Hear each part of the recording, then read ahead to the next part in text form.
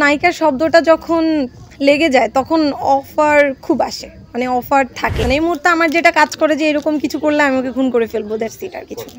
আমরা আজকে শুটিং করছি, আমাদের নাটকের নাম হচ্ছে বেশি বোঝে। বেশি বোঝে মানে তো মানে আমার থেকে বেশি আপনারা বুঝতে পারতেছেন। মানে দর্শকের কাতারে যদি কোনো পুরুষ মানুষ থাকে, ছেলে মানুষ থাকে, তাইলে তো আপনারা একদম অবভিয়াসলি বুঝে গেছেন। মানে বেশি বোঝে মানে মেয়েরা কি ডান দিকে যেতে বললে বাম দিকে যায়, বাম দিকে যেতে বললে ডান দিকে যায়। তো আপনাদেরকে বুঝায় বলার কিছু নাই, গল্পটা সেজন্য বলতেই চাচ্ছি না। বেশি কি বোঝে সেটা বোঝানোর জন্য অবশ্যই গল্পটা দেখতে হবে। বাস্তব জীবনে যদি সতীনের সাথে সংসার করতে হয় সেটাকে কিভাবে নিবেন, কিভাবে সংসারটা কন্টিনিউ করবেন? আমি যদি দেখি যে আমার সতীন আছে তাহলে আমি তো সেটা জানি, আমি সেটা মেনে নিয়েই বিয়ে করেছি, তো এটা আমার কাছে ইজি হবে। যদি সেকেন্ড ওয়াইফ হিসেবে কারো সংসারে যান, যদি সেকেন্ড ওয়াইফ হিসেবে যাই সেটাও তো আমি জেনেই যাব যে আমি এই ভদ্রলোককে বিয়ে করছি, ওনার ওয়াইফ আছে, তো আমি তো এটা জেনেই যাচ্ছি, তাহলে তো আমার প্রবলেম হওয়ার কথা না অ্যাকচুয়ালি। যদি এরকম হয় যে আপনি বিয়ে করেছেন, যেমন আজকে না জানিয়ে দুই বউ নিয়ে হাজির হয়েছে, স্বামী যদি এরকম সেকেন্ড একটা বউ নিয়ে হাজির হয়ে যায়, তখন কিভাবে নেবেন বিষয়টা?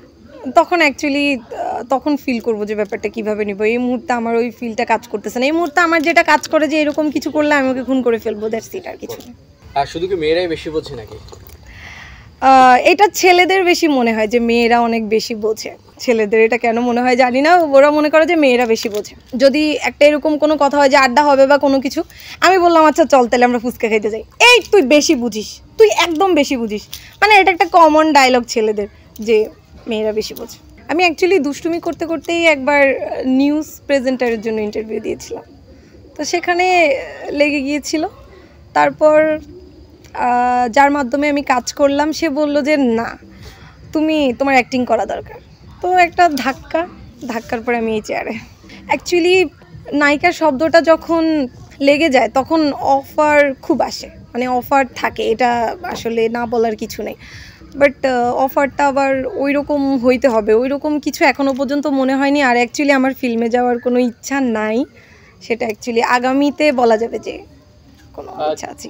টিল নাও আমি মিডিয়াতে আছি, তো এই মুহূর্তে যে মানুষটা আমার জীবনে আসবে সে কিন্তু দেখছে যে আমি স্টিল নাও মিডিয়াতে বিলং করছি। তো সে যদি বিয়ের আগে ব্যাপারটা নিতে পারে যে আমি মিডিয়াতে আছি, মিডিয়াতে গুঞ্জন আছে, অনেক কথা আছে, আমি হিরোর সাথে বসবো, কথা বলবো, যদি সেই বোঝাপড়াটা থাকে তাহলে অ্যাকচুয়ালি ভাঙার প্রশ্ন আসে না। কিন্তু বিয়ের পরে যখন একটা ছেলে মনে করে যে না ও শুধু আমারও কেন নাটকে গিয়ে একটা হিরোকে জড়ায় ধরবে, তখনই অ্যাকচুয়ালি জিনিসটা হয় না। আর আমার ব্যাপারে যেটা হচ্ছে, সে যখন দেখছে আমি এটা করছি, তার যদি এটা মেনে নেওয়ার মতো হয় হয়তো তাহলে আমি সামনে এগিয়ে যাব। আর যদি এরকম হয় যে আমি কাজ করব না, সে যেটা বলেছে আমি সেটা মেনে নিয়েছি, আমি ঘরে চলে যাব, তো দ্যাটস ইট।